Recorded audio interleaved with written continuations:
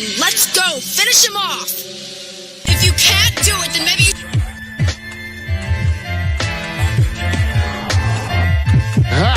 I'm the man, yes sir, that killed the bare-handed so the people won't forget it. Getting money for I was legal to drink. I care what a broke nigga think. Just like the pack of Lewis. Look, everything I do so cold. I can do this, both eyes closed. Too short, I stay on my toes. About that guap boy, anything goes. Help the barrier, we outside. Help the barrier, we outside. Still tipping, baby, nothing changed. Still grinding over here, yeah. Still sliding through my own lane. Shorty, nothing funny over here. Dallas rain everywhere around me. Dream to get money. Made it through the storm, living sunny. Dream came true, now we eating. I got more dreams to chase, gotta reach them.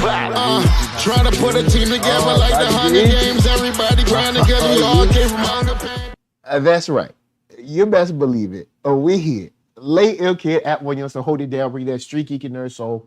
What is up, my people? Today, all year, coming with another wonderful episode of That's Right, Doppio Dope. And I can't do this show without this gentleman right here. This gentleman right here comes highly recommended.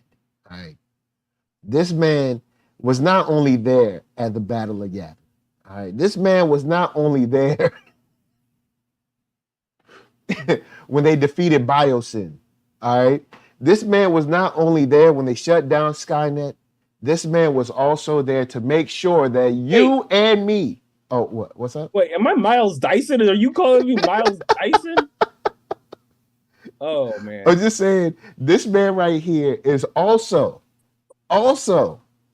the man with the plane that completely destroyed all of the aliens in Independence Day. I give to you Clement Bryant. Wait, are you calling me Captain James Hillard? I think that's his name. like again, you lie. Gotta fly up there and give him a code. You know what I'm saying? Wait, am I Jeff Goldblum or Will Smith? That's a question. You can be Will Smith. Will Smith. He, you know what I'm saying? I mean, no diss to Jeff. I'm just saying, you know, Will Smith, you know, he was flying and stuff. He was like, pew. Again, you lie to the people. And the people, sooner or later, I'm going to try to get a new job, and they're going to be like, so we hear that you're an international golf player. Like, no, I can't. Jason Just Reeves. be like, that was another life. That's how I had it to. Man, stop talking. Unfortunately, no more. That was another life. But also, we got here the man, the myth, the legend of 133 Art. You know him, you love him, Jason Reeves. What's happening? What's up? Yes. I'm hoping today is the day. I'm hoping today is the day that not only can I be excited about a project, all right, can I be excited about a project from the M to the C to the U, but also this young brother can be with me. So I'm gonna throw it out to, well, no, first, because there's something that I'm not watching.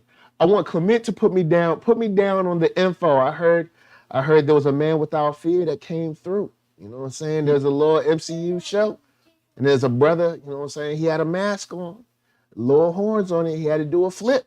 Did a flip, came into the show. Man, look. If you're not watching She-Hulk, you gotta watch She-Hulk. This episode, the Daredevil episode, was really good. It was really good. Really good. Now, is it a situation, is the Daredevil episode like when you had the Boba Fett show and you had the Mandalorian episode, or was it kind of like he was just in there like helping out, or did he take over? It was a little bit of both. He was like fully present through the episode. It wasn't like a cameo where he was like, hi, I'm Matt Murdock, bye. It's like he's like really involved in the storyline. And they integrated it really well. What up? So I really dug how they integrated him into She-Hulk and into like the wider MCU.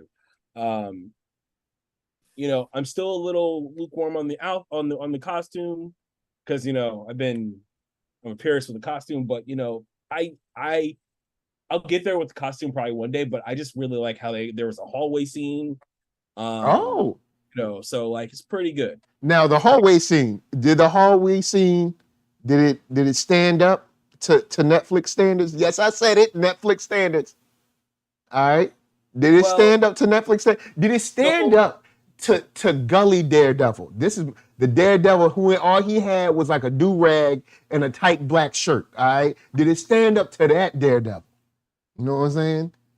I don't think you can compare it. It's like the Oh, hallway scene. It's like it's good on its own, but it's more meant to be like it's like meant to be more comedic. So like, I don't want to give it away. So Disney was scared. It's a play on the previous one. Yeah. Oh, okay. So Disney was scared to really go all out. So they figured it'd be funny. I don't think that was it. I think they really were just parodying it. Yeah. Okay. They let him do his thing. They let him do his thing. He did his thing. Yeah. Okay. Look, let me tell you one thing, Marvel. I'm glad that y'all, you got the Fox family back. I'm glad that you got your Marvel Netflix, but don't you know this the Marvel Netflix, all right? Now, there's one that is an understandable diss, but I'm gonna tell you one thing. That Daredevil, everybody outside of Iron Fist, you say what you want, but you ain't gonna go there. I know you ain't gonna go there with Punisher. So all right, so just tread lightly. All right. If they bring in Punisher. There's rumors, huh? There's rumors. Yeah, there's rumors. It might be a special like Werewolf. Speaking of Werewolf. Okay. So speaking of Werewolf, this is something that I said streaming services should have done and could have done kind of sort of like years ago is like, hey, you got a streaming service. Now you can do, say, like short films and you don't have to worry about maybe taking something to the movies where, like, say we have a great story, but it's really only like an hour and 10 minutes. Well, instead of just scrapping that idea, now you can shoot it and put it up on streaming. It doesn't have to be a 2.5 hour film. It can just be something that's like really solid. Like the brother Jizza from the Wu-Tang Clan says, half short and twice strong. You know what I'm saying? So, I'm gonna throw it to the boy Jason Reeves because I gotta know. Jason, tell me when you finished watching Werewolf by Night, how were you feeling? I was feeling good. I dug it. I dug it. I was when I saw the trailer, I was mad tentative. I was hoping, I was optimistic, but I was like, it could go super goofy, especially with the man thing in it. And I was like, no, okay, I see where you're going. So what I think was, one, the runtime didn't give them any time to like overthink it. So I thought that was cool. But also, it made them be laser focused on what they needed to do. But also what I really dug and what I dig about when they do actual factual superhero stuff is these people are they're inside of these superhero type worlds, or for this world, kind of monster hunting kind of world. And these characters accept that that's what they do. That's their plight. And it's not a lot of whining about being normal and I gotta make sure I have a normal life and why I don't have my children and all that dodo stuff. So I really like that these characters had a certain plight. This is where they are, and then they ran with it. I thought that's what Marvel I feel like does best. They modernize it. They add a little tech, to say, hey, sci-fi too. That's what we do. Some heroics. Like really, really decent heroics in this thing. And then a little pathos. And then we out. The villains are villains. They get beat up. We gone. And I love that about Werewolf by Night.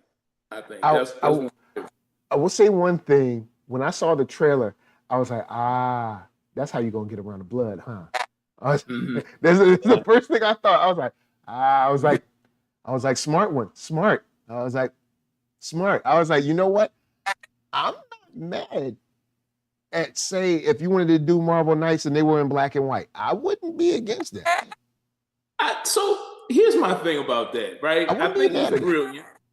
I think it's brilliant. I love the black and white in general because I was reading, who was that? I think it was Caitlin Booth from Bleeding Cool or Ryan Fluke. One of them was reviewing it. And they were like,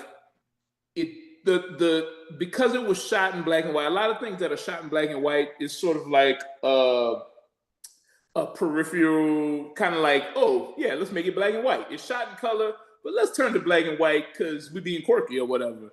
And they didn't do that. It looked like they actually shot it in black and white for black and white, right? Yeah. Like it looked like they made the proper choices with, you know, paraphernalia, with shots, with lighting, with costuming that made the black and white look really good. So kudos to you guys for doing, you know, to Disney and Marvel for shooting that thing. And I thought they were going to use it, you know, recently, in recent times, they've used that sort of thing, like we're paying homages and we're being quirky to like be lazy. And this time they weren't lazy. So, you know, kudos to them for not leaning on the theme or the genre or the gimmick, right? Like they really did a good job with this one. I really liked it. But I say all that to say, I think with Marvel Knights, man, just be Marvel Knights, man. Look, get that rated off sometimes. Like, let it happen. You know? I ain't saying you gotta go full Netflix, because that's not y'all's style. But just under your R rating where you can get away with some stuff, I say go do that. Do that, you know? Yeah, because I'm still wondering what they're gonna do with Blade. And you know, it seemed like Blade don't do nothing with Blade these days. So Clement, you're watching Werewolf by Night. You finish it. The credits roll. Where you at? Where you at? I thought it was straight. I thought it was really good. And like, you know, I know you just brought up Blade. I would say Giacchino should be his hat in the ring for Blade after seeing this. Because, like, to, you know, Jason's point, he made all the good creative choices. And it wasn't just like, let's do this black and white thing to be quirky as an homage. It's like, if we're going to do this, we're going to do everything right. Right. And so, you know, and he did a short trek for Star Trek's, you know, a few years ago. So I really say, like, they should look at him to direct Blade. And the action in here, it wasn't like hokey. It was very straight. You could follow. I hate action scenes that are like, they're so quick and they're so jumbled that you can't understand what's going on, whereas this action was really thought out. I will say, when it comes to action, I wish that they would direct women differently, because the leg flippy move is getting old. And also, even if you ask a female fighter that's, I don't know, 110, something like that, how she would take down a 300-pound looking man or 300 plus, it's not going to be the flippy dude. Now, I also know that straight military tactics don't look great on screen. You want to be flashy. But, you know, I'm like, someone that small, like, you would want to take him down differently. The kind of like the Black Widow flippy do move. I'm like, because that's a gamble. Or we need to show at least one show where it's a gamble and it doesn't pay off. Like, the dude blocks it and it's like, now you're completely open. It's like, because we've all seen those boxing matches where the guy overcommits and it's over. Like, he's already past you and it's over. Now he's about to get knocked out.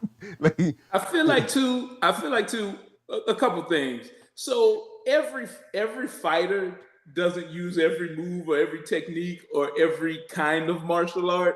And I mean, she said she was trained, but she wasn't trained by Bloodstone. So maybe maybe she's alluding to the fact that she was in the Black Widow program. I don't know. But I would say I agree with you. Like I'm like, let's use different approaches now so that we could expand our action, our martial art move base, I guess, repertoire, I guess. I feel like also with Elsa Bloodstone, she could shoot that cat.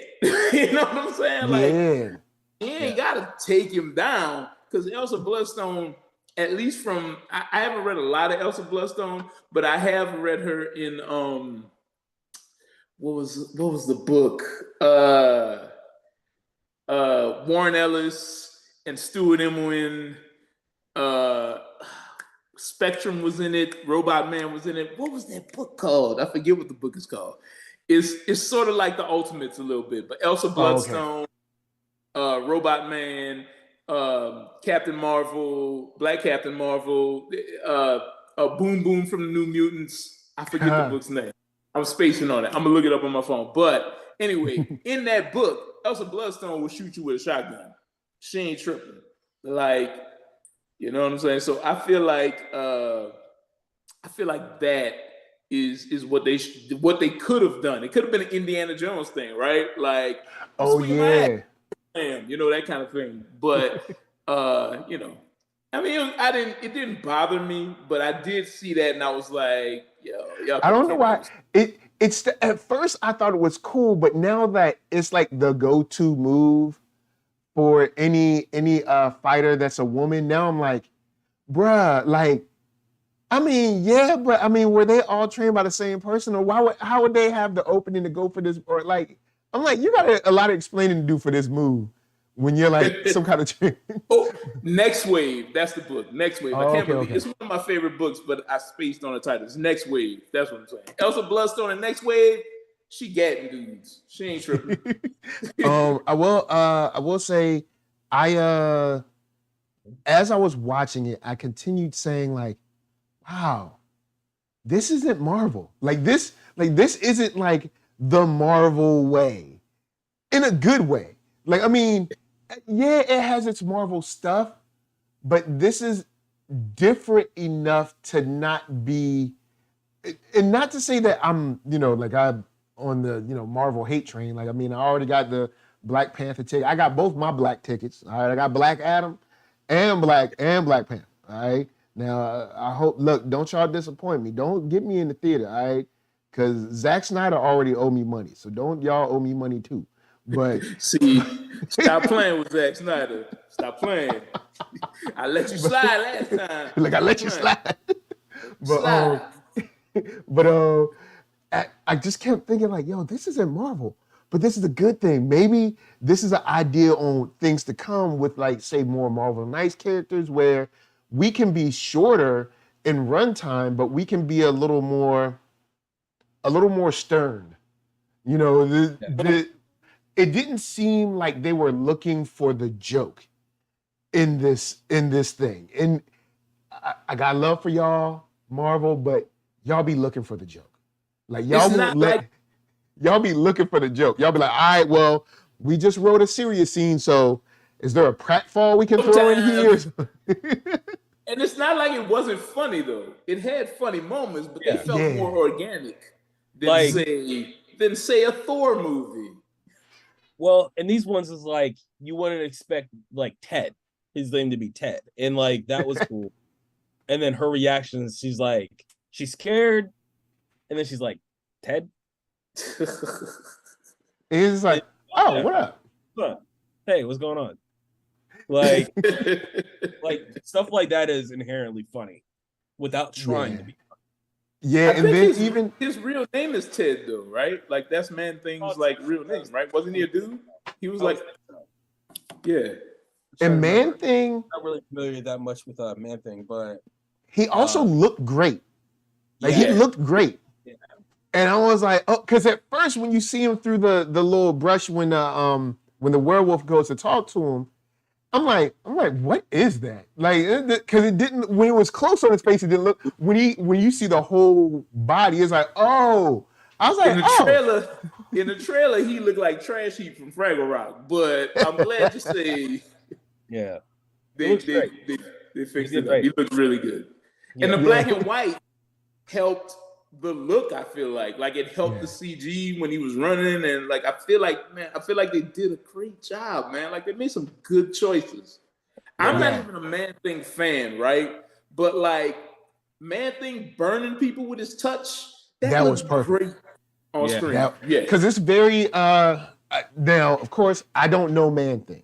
I don't know Man-Thing perfectly, but his burning thing is similar to the writer. It's like, you know, if you got an impure soul or something like that, then I can burn you to ashes. And I mean, of course, the people that read Man-Thing will come in here and be like, oh, yeah, it's because, you know, your heart is, you know, bad or something, whatever. But basically, if you bad, he can burn you to the ground. And that was awesome when he just like dropped in, grabbed her, and she was ashes. Like that, it shows how scary he can be if he wants to be.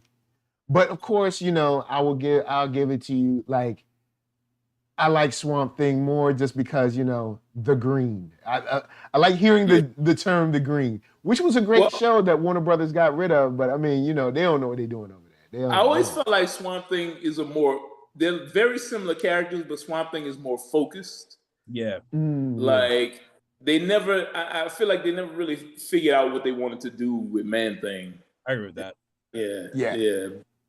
And then another thing that I liked about this in visual storytelling, she's like, oh, well, you don't have to wait 5 days. They're going to force you to change.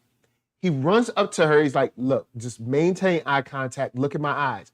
He starts rubbing his scent on her, but he doesn't tell her what she's doing. They let us realize, oh, I know what you're doing. They didn't like, okay, guys, for those that don't know, this is what he's doing to try to protect her. No, he just immediately started, and I was just like, this is smart. Marvel, look at y'all. You're not and they let it land too. She didn't go, what are you doing? You know, like they were, like if it was Friends, you know, or if it was Thor, she'd be like, what are you doing, Joey? And he'd be like, rubbing the scent. You know, like they just let it happen. And that's, again, to me, that's when Marvel is best, when they're not trying to force it. Because what they do well, when they try to do it, it's done well. But like the Judd Apatow, like we're gonna ad-lib everything and, you know, do several outtakes to get the joke. Like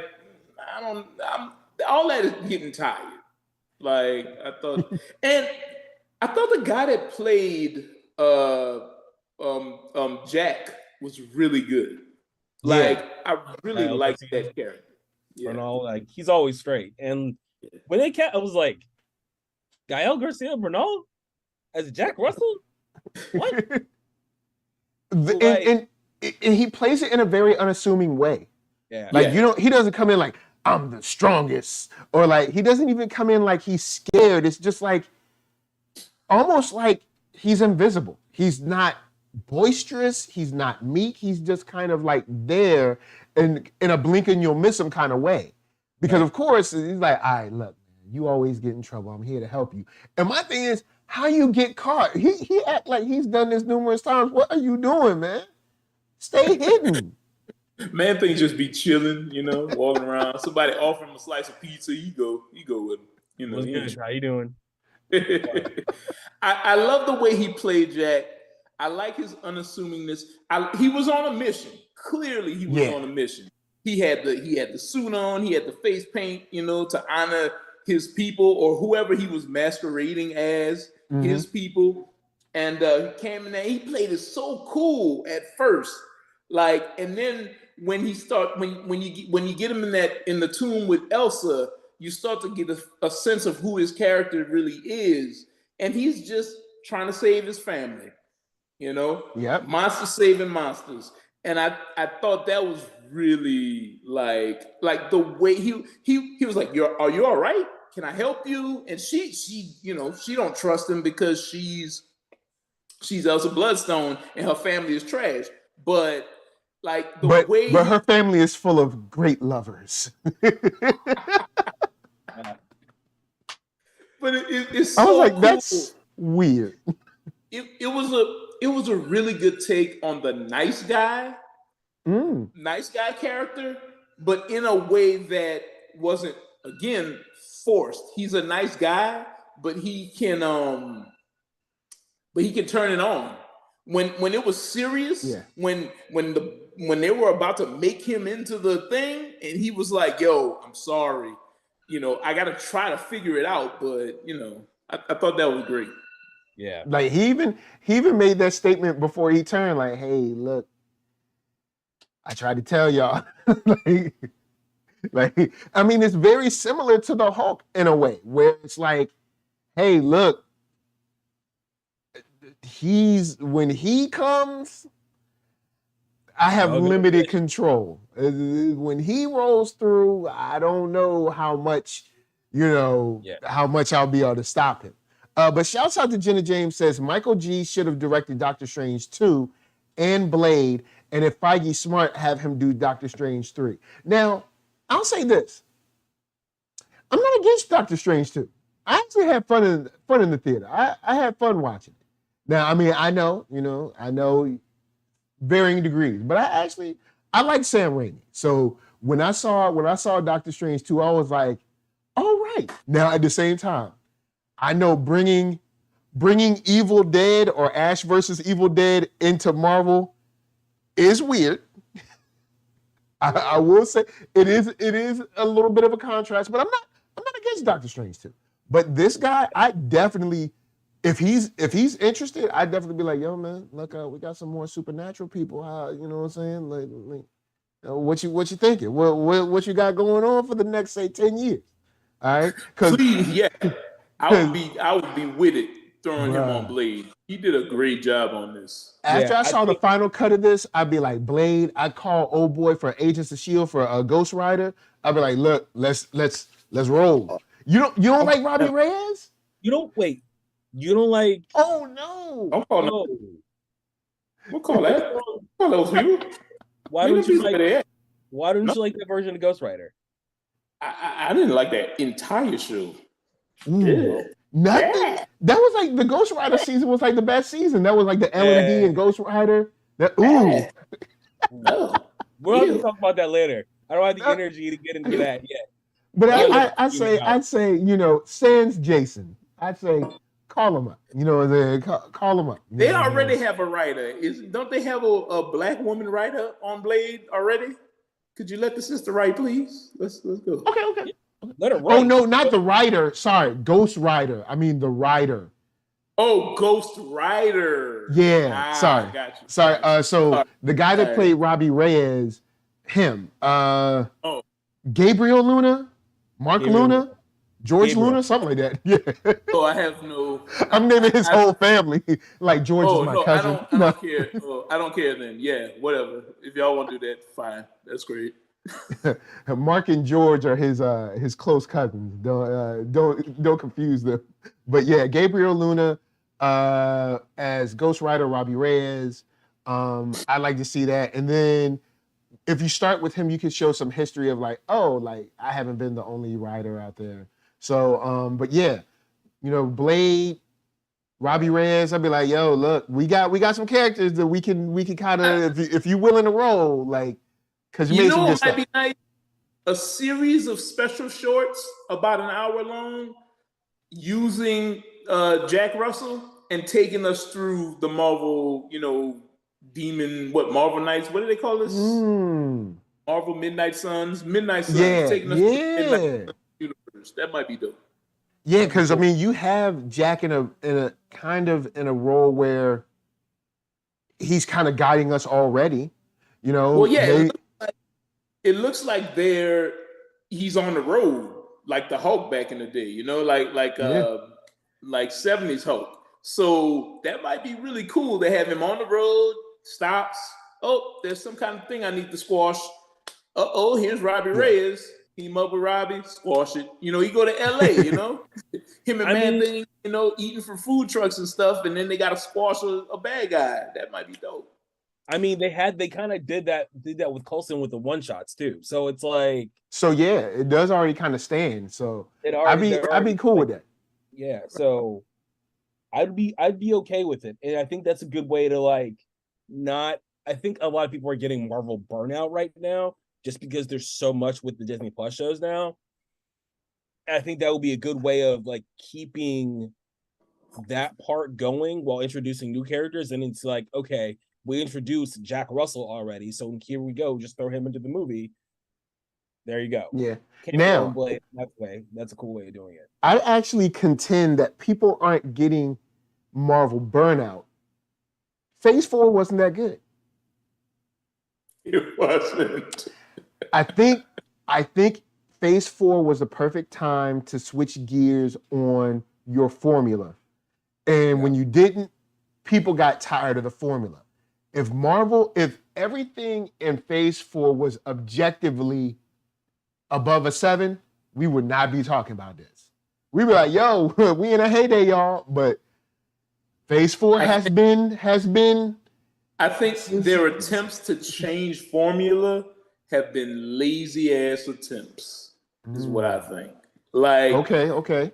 WandaVision aside, I give them WandaVision. It's not necessarily my cup of tea, but I can see how people like WandaVision, right?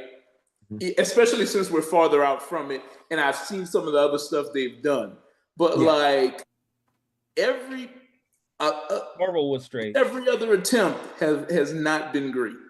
Miss Marvel was good. Marvel was good. I agree. Yeah, but we got two. So okay, WandaVision, Miss Marvel, a little of Loki. The last 5 minutes of Loki when the black guy came. That was when he said grow up, murderer. When he did, I was like, oh, well, all right. Here we go. I like when he went. Because it's true. You up in here whining. How many people you done killed? Girl, get out of my face. Ain't nobody trying to hear you tearing up over the. So what about you? We all in here murderers. All right. So let's stop there. All right. But yeah, Phase 4 has like 3 things. 4. All right. So okay, I like Spider-Man. Spider-Man's. We got 3. I like Doctor Strange. We like Spider-Man, but was Spider-Man good or was it warm nostalgic feelings? Because there was a lot of moments in Spider-Man where I was like, God, okay, whatever, bro. I think there was a lot of times when I was like, I don't think we should let the teenager steer the machine, Mr. Strange.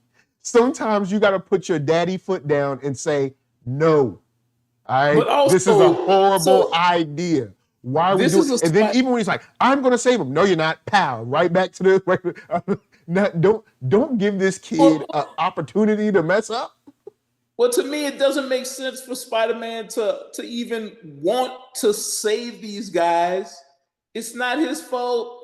And this is a Spider-Man with experience. He's been through Endgame. Yeah. He's been through the whatever Homecoming and the other movie. Like, he's seen how irredeemable people are and can be. And it was just gut-wrenching watching him get Aunt May killed because he's like, I gotta save him. Like, yeah, because he definitely his aunt was like, you gotta save them all. Please. It's one thing to straight up punish them. If he did that, I'd be like, that's not Spider-Man. But it's quite another thing to just say, I'm going to let him go back. That's their fate. And I get it. You don't have a movie if you have that, but it just doesn't ring true, in my opinion. It was such a slog to get through that movie, except when I was feeling warmy and nostalgia-y to me. So I'm not giving him Spider-Man, personally. Oh, really? All right, now let me ask you this. I will say this because I've even said this when I watched it in the theater. I mean, when I watched it when it was available on streaming. The moment when they all kind of link up together and they jump off the Liberty and he swings them around, I'm like, that's what we paid for. That's what we came here for. And I ain't going front. Moments like that in a film can turn a lot around for me because I'm gonna be honest. Your girl, Ned and Mary J, they or not Mary J, but MJ, they kind of got on my nerves in that one. But that last moment when they all jumping together, I was just like, this is what I was missing in 1992. This is what I was missing in 88. These are the things that I'm glad I have lived to see. So does the fan service outweigh the actual writing of the movie though? Like, it depends on how it balances out for me, I guess sometimes. Like right. having them together, having those moments where like he's able to Spider 3 is able to save MJ, or when they're talking about their back pains and stuff, it's just like, you know what? I actually like this. But then Ned and MJ got on my nerves. I was like, they really have no place in this. Y'all are like, let's. They kept Ned and MJ are like the walking scenes in Lord of the Rings, bruh. Skip them. See, I normally would have that problem too, but I like Ned and MJ, right? I like them. I just didn't like their scenes. Well, what I'm saying is, I feel like the whole movie they were trying to write them out. Now, me personally, if I'm putting my family, above the idea that I got to help the Green Goblin because he's a psychopath. Doc Ock is a psychopath. So to me, I felt like they were putting his family under all these villains, and it doesn't make any sense, especially after all they've been through. And even in the movie, they're like, Peter, why'd you make this decision without us? We're your team. We're your family. We're your friends. And then he got the nerve to let Doctor Strange say, they're not going to remember you. You don't have your family no more. You're on your own. And then be all mopey about it at the end. Like, and then Spider-Man's going back to square one. He even costume-wise is going back to square one. And it just felt whack. The ending just, I'm sorry. I will say, I get the ending. And I kind of get the point of the movie. But I wasn't too pleased with the ending. I was like, man, that's your woman. Go get your woman. You know what I'm saying? I'm like, look. Why does she have to forget you though? Like when Doctor Strange want to modify a spell, he go ahead and modify it. You know what I'm saying? But it was too big, man. It was in the box. To me, a real experience, especially an experienced Spider-Man, wouldn't have went for that. You know, Marvel had this thing where they want to make Spider-Man just a loser perpetually, and it's dumb. It doesn't make him a good character. It does not help at all. It's stupid. So I feel you on that. They do continue to kind of throw him in that little box where it's like he's always going to fail. What is the end of the trilogy? Can the man get a win for a second? Like you give me all these warm, nostalgia type feelings. I love seeing Toby. I love seeing Andrew. And then at the end, they like, well, you're on your own, stupid. Ha ha ha. And we are. That's stupid. That's whack. I ain't like that at all. His suit was a little too shiny for me. No, but onto the I guess the werewolfness of it all. Do you think? I thought this to come late. Do you think that this matches or makes sense in the that we've built in Marvel? Do you think, because when I was watching this, I was like, man, honestly, this is cool without everybody else. We don't need Iron Man coming in here. We don't need nobody else. Like, this is actually cool on its own. But it could also create a shock when someone's like, ho, this stuff really exists. And it's like, dummy, you've been in space. Yeah, this stuff exists. And what do you think? Yeah, that's how I feel. That's exactly how I feel. It's like you have aliens, you have gods, space Vikings. It's like, why wouldn't you have werewolves and swamp monsters and reanimated skeleton bodies? It's like, sure, of course, why not? And so I think all those taxidermy things on the wall, that was just like, I was like, whoa, that's that Moon Knight. Like it's crazy. Of course, you're gonna have this, and honestly, I've been waiting for them to get to this part of the universe for a while now. So I'm like, me too. More.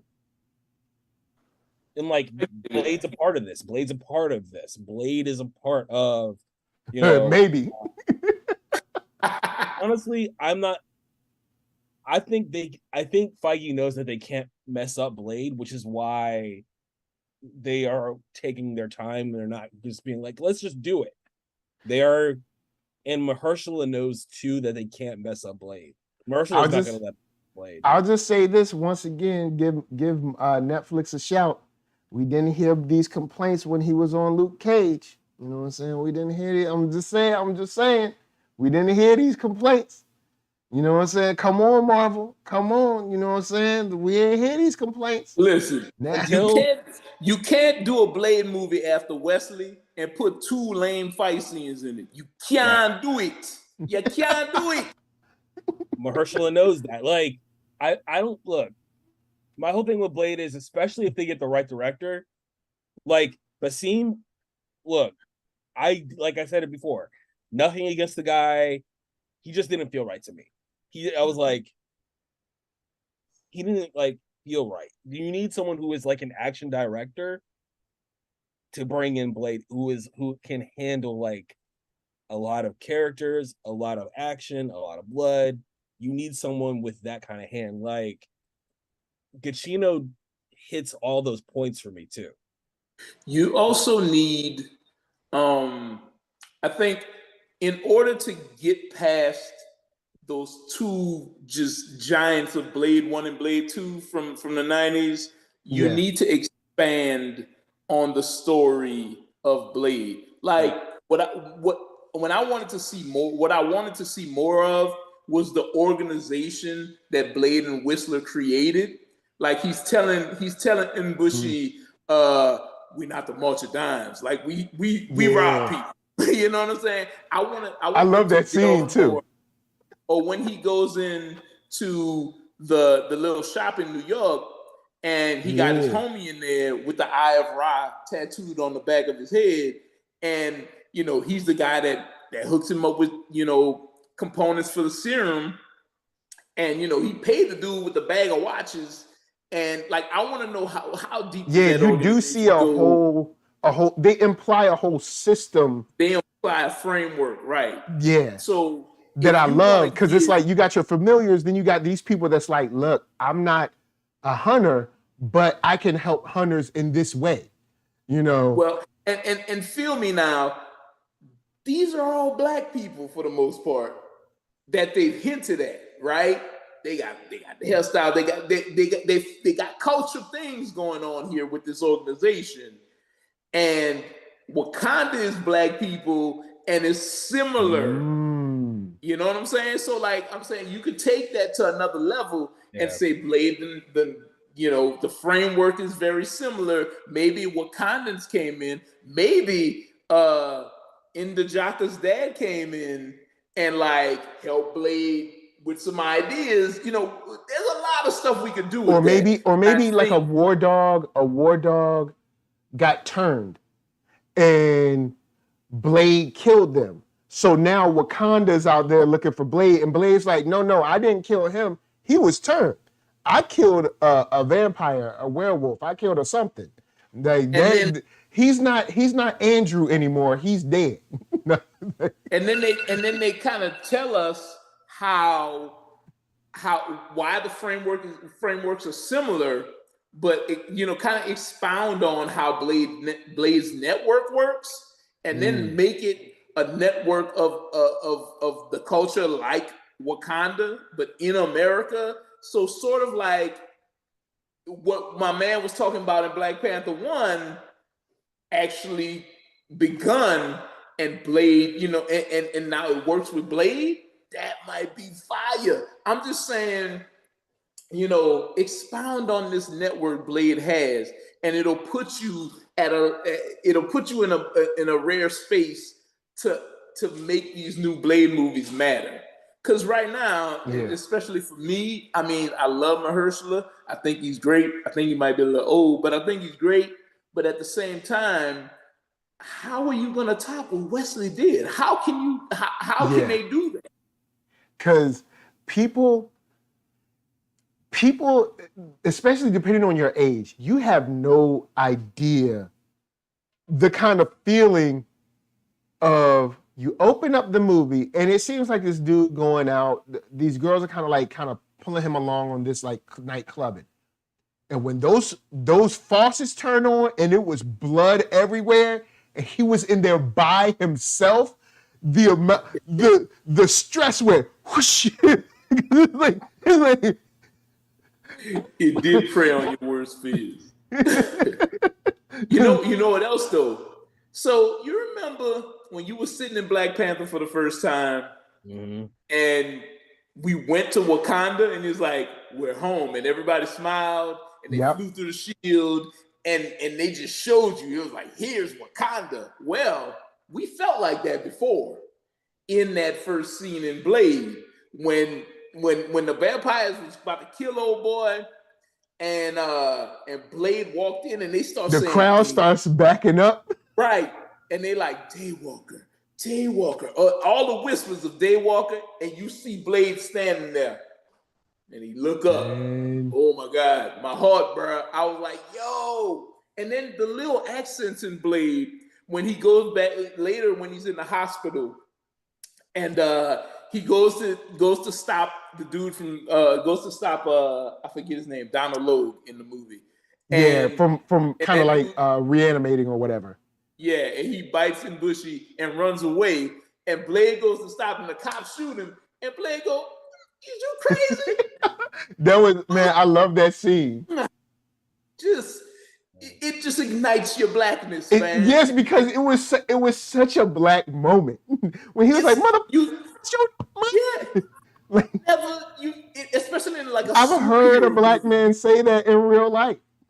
Right. I know. And in a superhero movie. Or like at the end when he's fighting Deacon Frost. Spoilers, I guess. Movie's 30 years old. But in the end when he's fighting Deacon Frost and he do that slick move and cut him in half, and then Deacon Frost rematerializes himself with the blood, and he goes like that's just. It's like, all right, hold up. I need a new plan.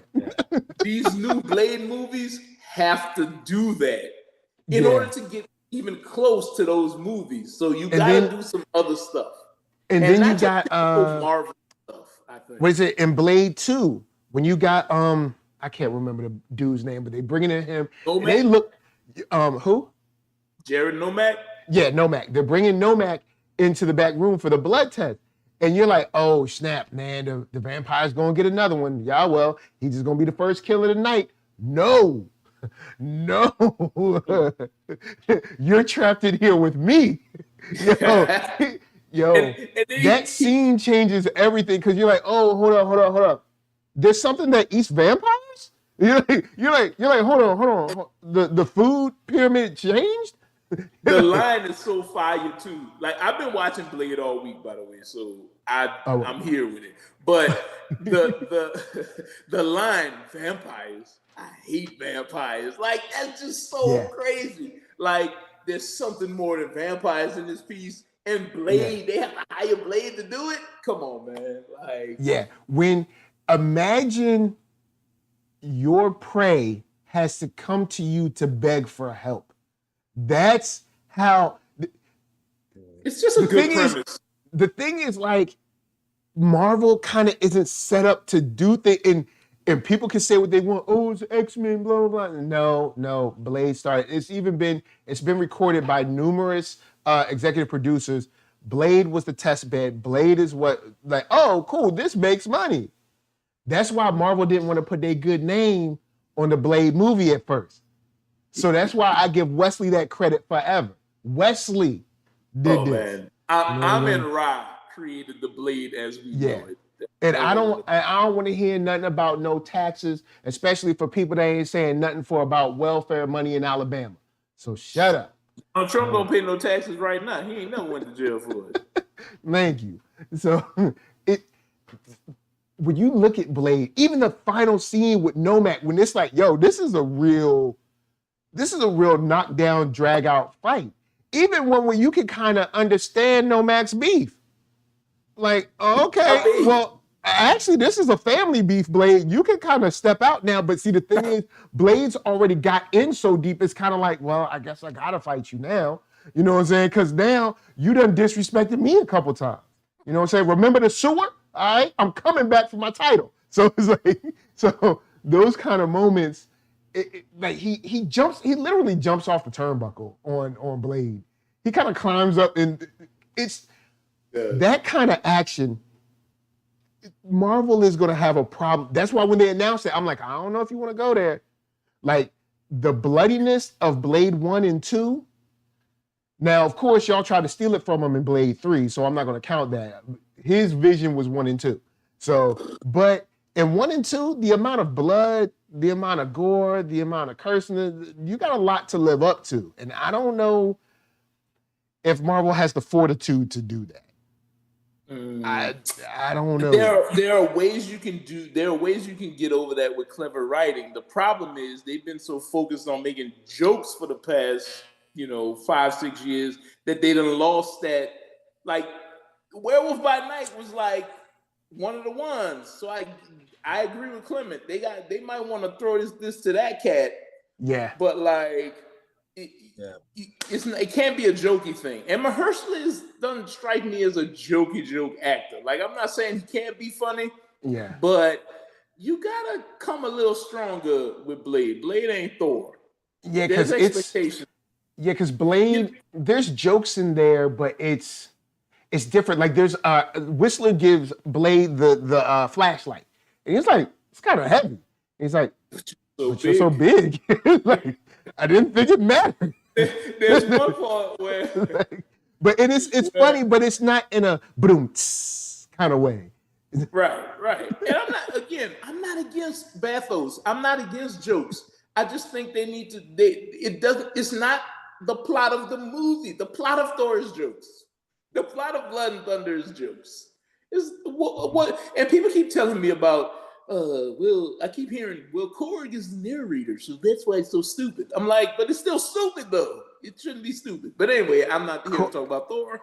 The whole problem is, I honestly think they started that movie out with the cute ending, and they were like, okay, so how do we get here? Because Thor making pancakes and all that, that's cute, but that's not a movie. I think they were like, we have this cute scene. How do we make it happen? Nothing in the end of that movie speaks to the rest of the movie. Him having a daughter at the end there was nothing in the beginning of the movie about that. Nothing. It's just like, all right. I think we're getting off the topic of Werewolf by Night, but like, sorry, I'm just like, wouldn't it make more sense for him to take care of Heimdall's kid rather than the greatest God's enemy's kid? That doesn't make any sense. They tack that on. I'm just saying. I don't know. But yes, Werewolf by Night. Continue. Yeah, I mean, look, like Giacchino surprised me with the short tracks, and he surprised me with this. I think they have their answer for a Blade director. Agreed. If he wants to do it. Yeah. If he wants to, and I could see Mahershala seeing those two things and being like, okay, let's give this cat a chance to direct this movie. I could see him saying that. And like, look, I agree with you that Blade has to come on a different level. And I think they're aware of that, which is why Bassam exited production, because he just wasn't the right guy to bring Blade to the screen. Now, I have no shade against him. No shade against him. I'm sure I've seen some of his stuff. It's like good movies, but like Blade, you can't mess up Blade. With a star like Mahershala, you can't. So I think like Giacchino showed that he can handle these kind of elements. Give it to Giacchino. And Werewolf by Night even surprised me because I was like, cool, it's gonna be a little thing. It's gonna be a little cutesy thing. No. And I thought they were gonna to play Bloodstone so damn corny, like Bloodstone moving around. I thought that was gonna be so whack, and I was like, that's their bathos there. That's gonna play through the whole thing. But no, it was. I actually thought it was hilarious. Like it was funny, but it was also macabre enough to be like, these people are crazy. Like something wrong with Bloodstone. Like I thought that was really good the way they played. Justin King comes through and said, "What did we think about the music in Werewolf by Night?" I thought the score matched it like extremely well. It helped. Yeah. It kept the tone. It kept the tone kind of like unsettling, but not to the point where they were trying to make a horror movie. But it fitted so well, even in the more kind of like, I guess you could say, tender moments. The score, like when she's tying up her leg and he's like, "This is not gonna work." The tender moments. I mean, I guess that's as tender as you're gonna get. But I will say, when Elsa came in and old girl was immediately hating on her, and when she flipped her little veil or whatever, I was like, "Ooh, she told you." Like she was like, huh. But I will say this, and I don't think they did it on purpose. Just the actress just look. When she first came in, I was like, "Jessica Jones, is that you?" I was like, "Oh, all right, never mind. All right." Yeah, a lot of people said that. I was like, that's the actress from the Nevers, as I understand it. Which okay. Yeah, seeing her there made me want to give that show a try. Like, let me go see what she's doing over there, because she did very well in this. I thought she was good. Yeah, and I like how they set up, even kind of like when they had to come and put their badges in or whatever to be. He was like, "Hey, we had to go through all this stuff." The black guy. He was like, "First thing, don't worry about what I be doing. Don't worry about why I'm here. I got a birthright to be here. Why don't you put your little thing in there and shut up? All right, don't be." She backed it up too. She backed it up like a U-Haul truck. She was like, "I got it. I got it, son. I'm good." Even though that dude did look cool, he had a cool look. He had one, but I was like, "Hey, at least he ain't die first." Man, listen, I will say they could have got rid of her flip move, but when she did that slick sword thing, and then she didn't slit his throat like this. She slit his throat from the side like that. That sword move. That was dope. That was dope. I was like, she was getting McNasty with the sword. Trust on that. And so they came with unique action scenes, and they packed all this in 50 minutes. And I have to quote or paraphrase Mr. Reeves in saying that Werewolf by Night did in 50 minutes what Moon Knight couldn't do in 6 episodes. Couldn't do it. Couldn't stick it. Couldn't do it. Moon Knight broke their leg on that on the dismount. They just, I mean, it was already hurt, but still. Yeah, there was already hurt. Like man, like it. Moon Knight made a mistake when they were like, "All right, check it, y'all. Look, we got all these African gods. We gonna go to Africa and stuff, but you ain't gonna see nothing but like white people just walking around and chilling." Like, I mean, it was like nobody was in the boardroom like, it was the office. Like, why were they all in business suits? Like, what? Why do they look like this? Like, I'm a dignified god. It's like, yes. So even and they're gods, but they don't know what other gods are doing. They're gods, but they don't know nothing. In the pantheon of gods, it's still Elon Musk and them running things. Goddamn, like whack, so whack. Justin King said, "Did you notice that as a black person, did you notice that the Asian and the black characters, to me at least, seem like red shirts?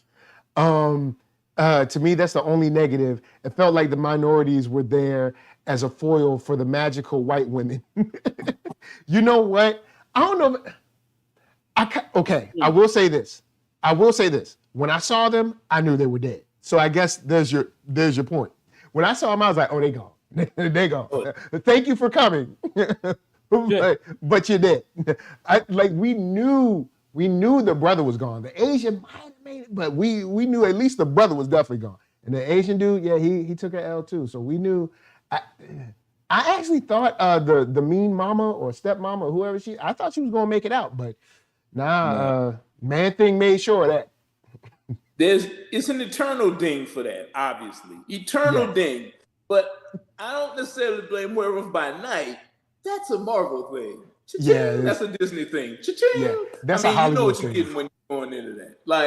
I knew them dudes was gonna be. I knew they were gonna be dead. Man, but when I saw that brother, and he looked cool too. The cooler a brother looks, the more deader he is. Right. Right. Because I even told Lady Lisa, I'm watching. I'm like, oh. I was like, yo, he look kind of cool. He look like he might be able to be a leading man. And I was like, but he did. The fresher his cut is, the more dead he gonna be. And his cut was fresh. Yo, look, if y'all ever see me in a movie and you're like, oh man, Mike looking good, man. He been in the gym. I'm about to be dead. I'll be like, enjoy it. Y'all better use a pause button because I'm gonna be gone in about 15 minutes. I've been watching the Flash show. Y'all can see me like this. I've been watching the Flash. I've been catching up on the Flash. Flash is one of my favorite shows. I've been catching up on the Flash all week, and my man Chester P. Runk, they had to whack up his hairstyle for him to live. Man, he started getting fresh cuts in end of season 7, and they was like, nah, man, you got to get some whack dreads or something, man, because we gonna have to kill you. You got to go. How you going to do him like that? Didn't he get married? He got married when I left. He got married to the girl, the short lady. All I know is she's super short. Yeah. He got married to her, and everything was all good. Flash is the Flash. I got married.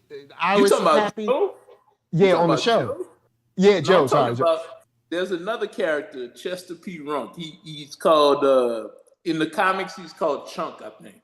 Mm-hmm. But he's like a scientist or whatever. But he got. If a brother is a scientist, you already know he gone.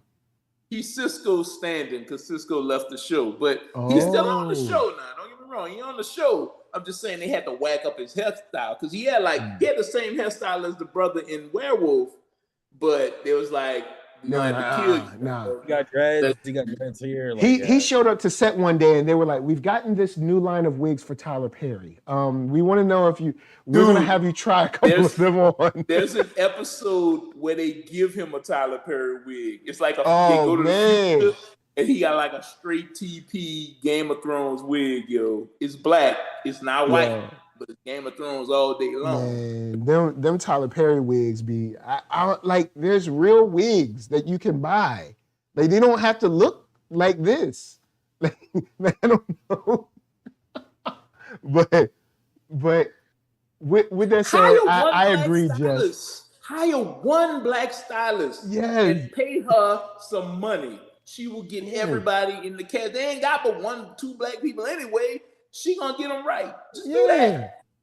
You know what I'm saying? She can braid their hair on the stoop outside the soundstage. Boom, they come in. Either she gonna braid their hair on the stoop outside the soundstage, or in the kitchen in the soundstage while she telling her kids to stop running around.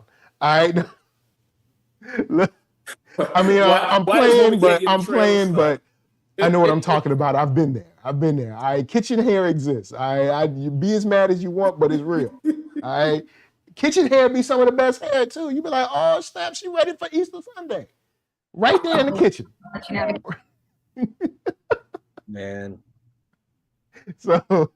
Crazy.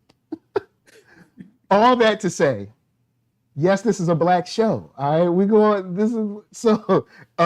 I'll throw it to Clement. Final thoughts and where they can find you. Find me, Twitter, Instagram, at Clement Bryant. Final thoughts. Give it to Blade. Give Gacino. Give Blade to Gacino. Bring Gael Garcia back. Bring Laura Donnelly back. Bring them all back because I really think I think Gacino is as good as first Waititi in his first outing as an MCU director. Like the Russo brothers, I think he's like high up there now. So I think they should try to give him another shot. So okay, I'm all in on on Werewolf by Night. All right, that's what's up. All right, Mr. Reeves. I would also say, and I know they probably not gonna do this, but they saying they did it with Armor Wars, but I'm thinking what y'all did with Armor Wars with Blade, but in reverse, and do the Werewolf by Night 54 60-minute things with Blade and Werewolf by Night and Bloodstone, and do that and just do it on Disney Plus, and we out the door. That's what I'm saying. Like, don't get me wrong, I would love a series of Blade movies. I just don't trust y'all to really do it right. So let my man do it, and you know, and do it like that, and have him interact with Bloodstone, Man Thing, Werewolf by Night, and then we could do an Endgame thing where they fight Dracula at the end. We out the door. Let's go. Do that.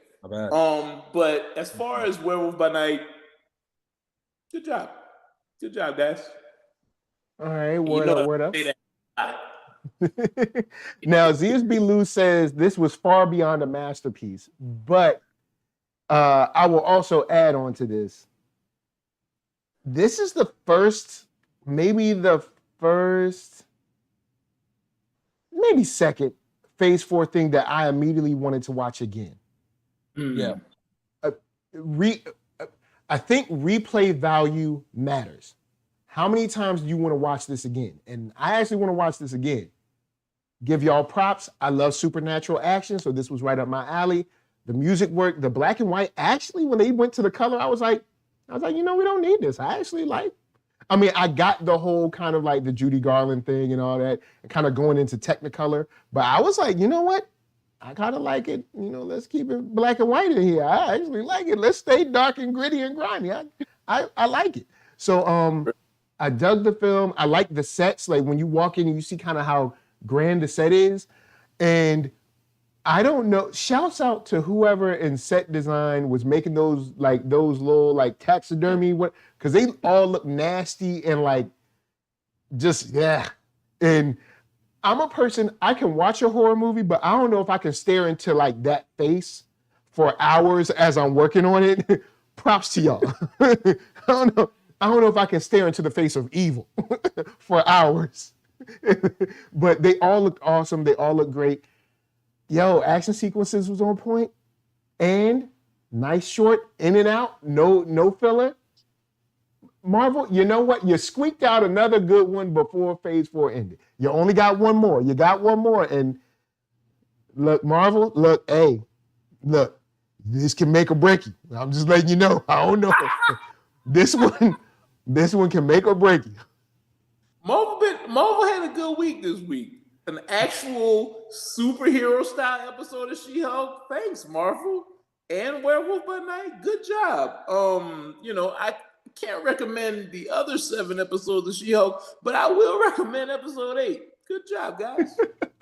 All right, word. So, of course, NERD, SOUL, Facebook, Instagram, Twitter, TikTok, podcast, all that jazz.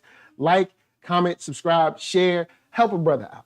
You know what I'm saying? The algorithm be trying to hold me down. You've seen people talk about it. You've seen articles about the algorithm. They don't be helping brothers like me. You know what I'm saying? All I need you to do is go out there and share. All right? Use your pointer finger. You can use your pinky finger. Just share it. Just hit it on your phone. Click it on your computer. Help a brother out. Say help a brother out. Help brother out. Anyway, we love all y'all. We got some dope beats. And comics. And speaking of comics, 133 Art, go get yourself something. You know what I'm saying? Go get you some Changa, you know what I'm saying? Changa 2. You know what I'm saying? Going to get that Changa 2. That's right, because look, all I'll say is don't get tied up with the wrong woman. That's all I'll say. Because it'll mess you up. That's all I can say. It'll mess you up. So you ready to go? Yep. All right, go on. Are you going to do it with me, guys? All right, Clement, Jason, go and do it with him. All right, go. All right, hold up. All right, here goes the real one. All right, and Clement. All right, thank you, guys. You will remain in the past. Can I get a fucking yeah?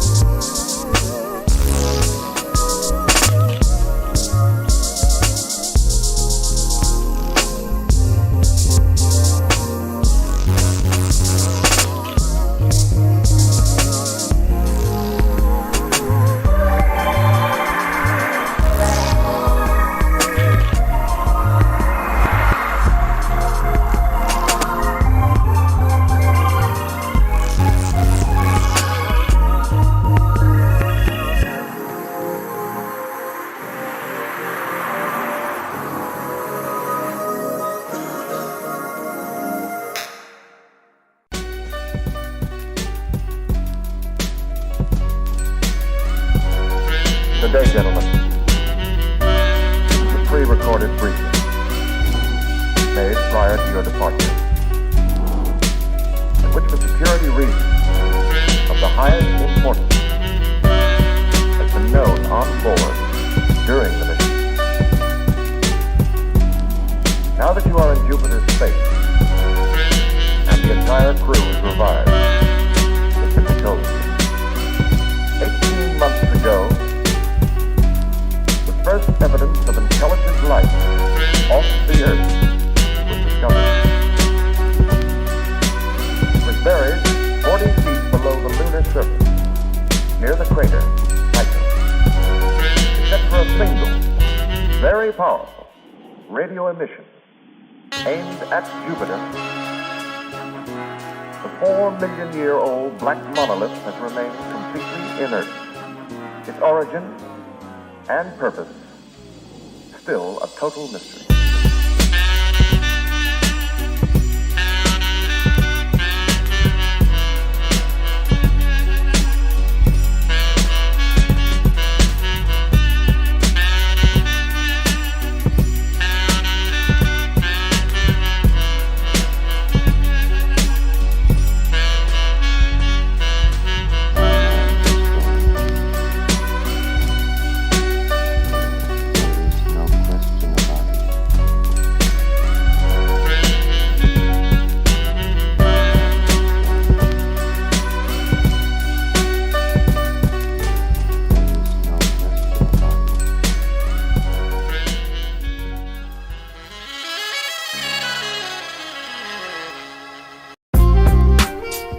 You're listening to my daddy, All Gorilla MC.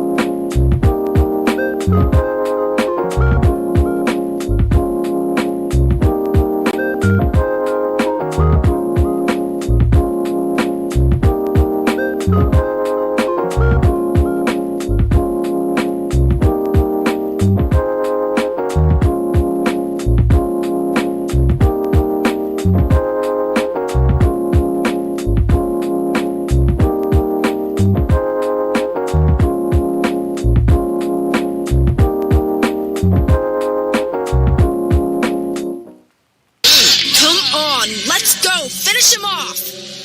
If you can't do it, then maybe you should let someone who can, like me.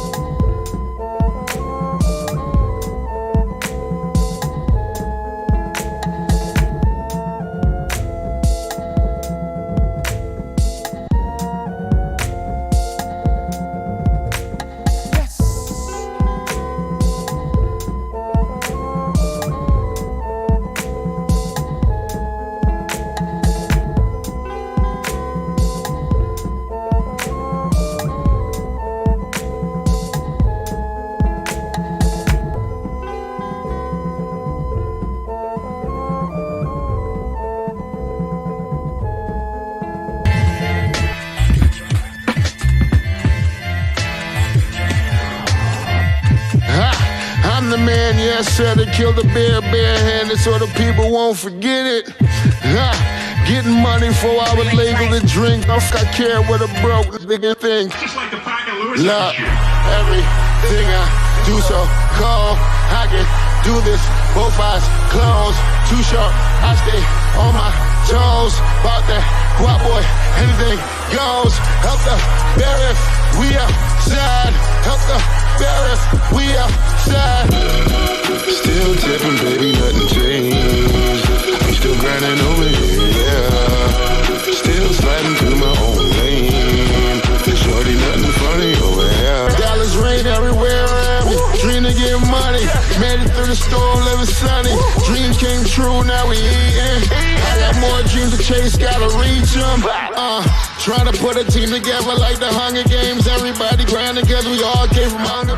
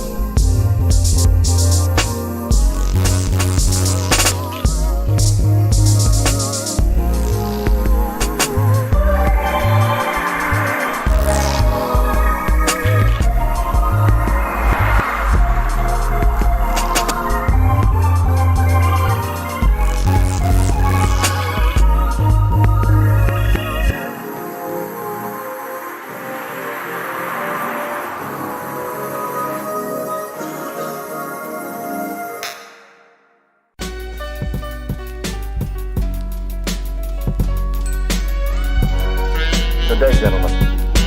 This is a pre-recorded briefing made prior to your departure, in which, for security reasons of the highest importance, has been known on board during the mission. Now that you are in Jupiter's space, and the entire crew is revived, it can be told.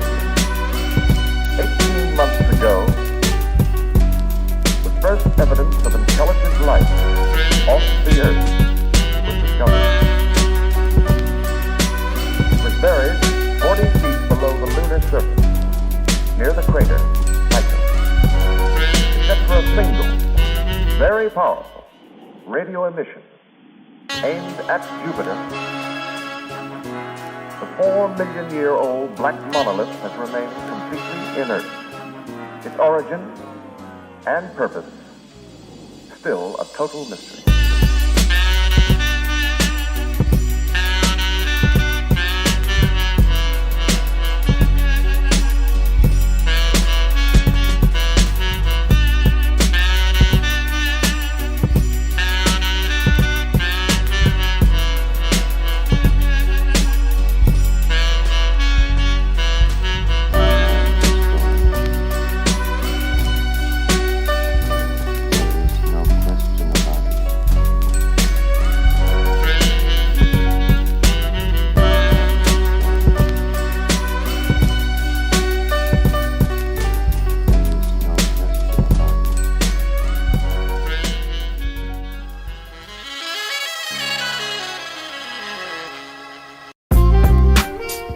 You're listening to my daddy, All Gorilla MC.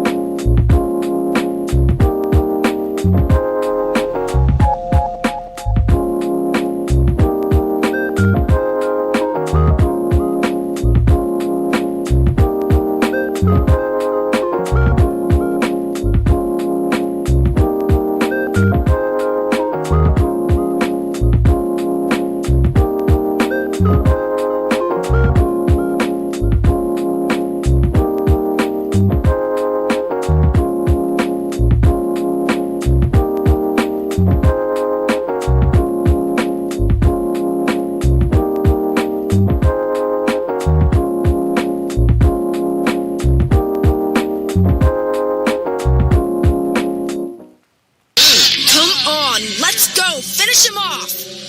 If you can't do it, then maybe you should let someone who can, like me.